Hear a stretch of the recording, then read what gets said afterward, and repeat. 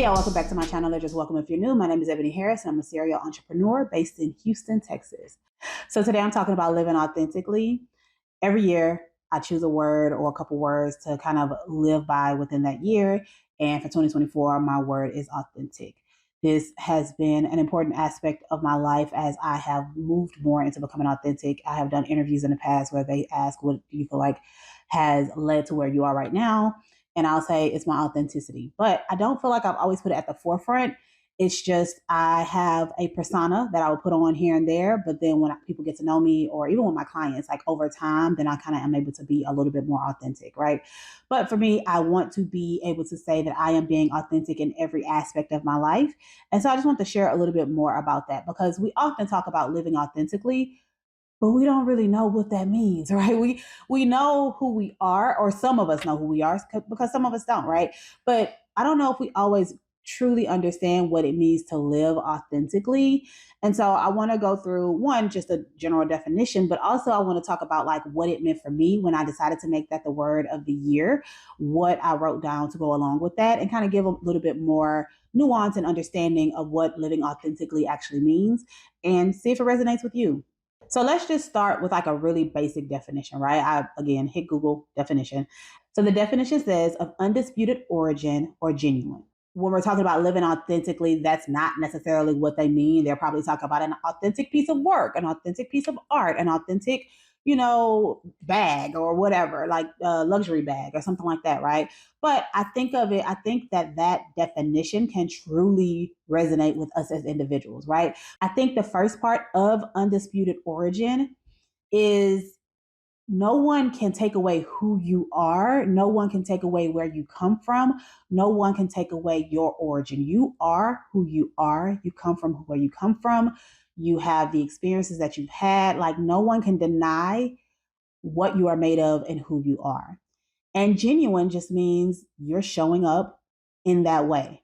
You're showing who you've been, but you're also showing up as a person who has more wisdom, who has grown, who understands more about themselves, and doesn't fear being genuine in all scenarios, right? So that's kind of how I take that definition. But again, that's the basic definition of undisputed origin and genuine. Those are the definitions. But let's go into what I wrote down. So at the beginning of the year, maybe even at the end of the last year, I decided my word would be authentic. This is extremely important to me because as one of my values is relationships and safety, I think one of the easiest ways for people to feel safe around you and one of the easiest ways for you to build relationships is to be authentic in who you are.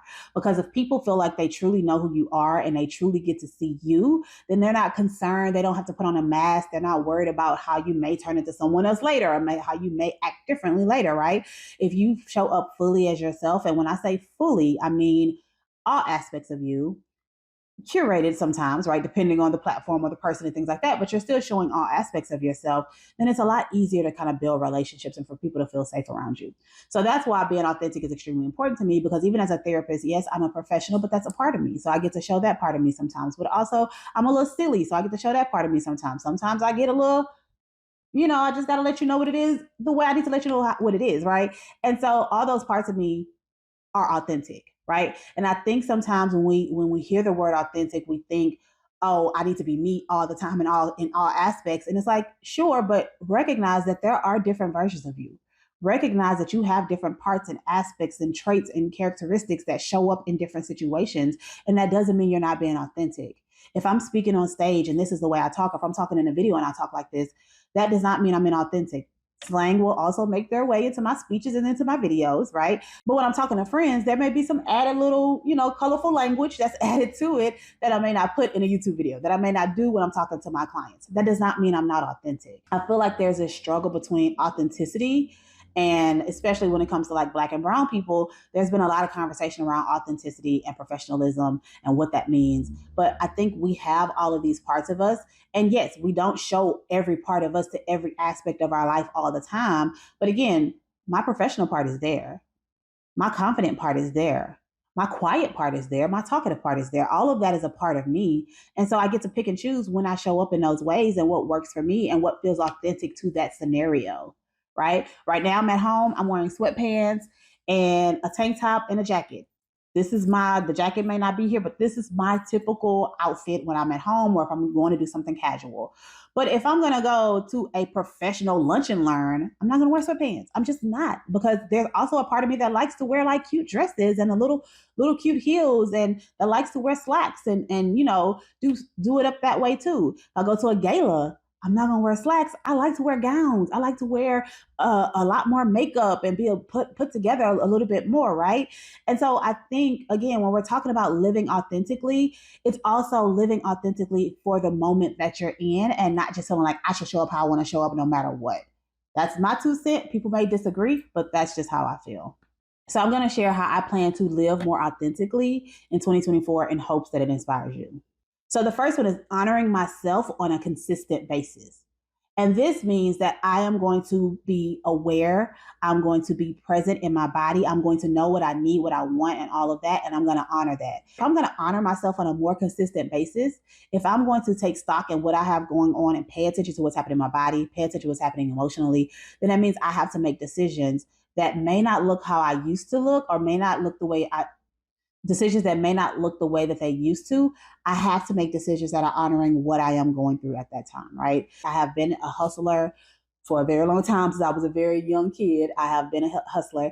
And so there's always like this work mentality. And I think with me learning to honor myself more consistently and me practicing that, it's also me honoring when I need rest. It's also me honoring like what I'm going through. It's honoring the emotions that are coming up. If I'm frustrated, if I'm having a hard time, if I'm sad, if I'm hurt, I'm honoring that versus what I have probably done a lot in the past is I accept that I feel that way and I just move on, right? But I want to honor what I'm feeling and make decisions from that place of like, this is what I'm feeling, this is what I'm experiencing, and I am going to choose myself in this moment.